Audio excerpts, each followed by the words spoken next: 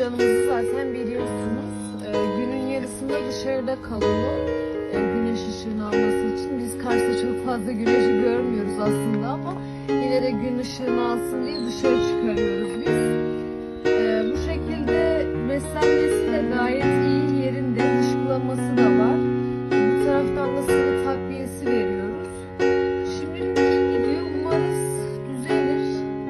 Elimizden geleni yapıyoruz. Burada biraz daha iyileşti, sakinleşti.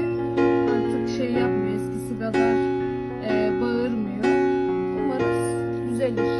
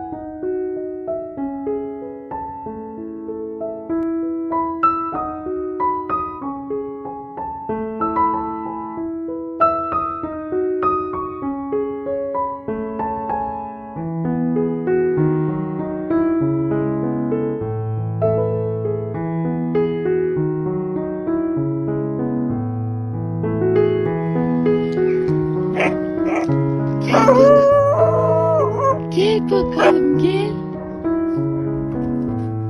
Oy oy yavaş yavaş yavaş. Gel koşmak mı istedin sen? He?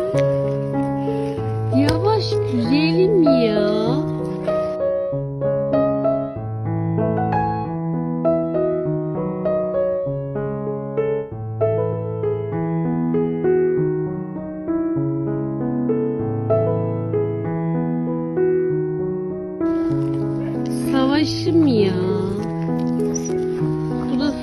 Fındık.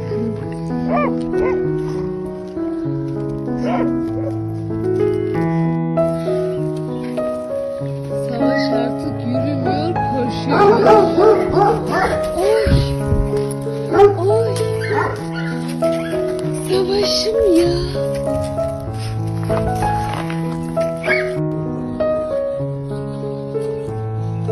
Savaş.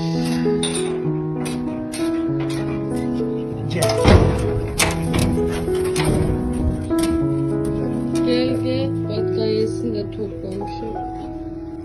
Gel vaktimiz yok gel. Gel. Gel.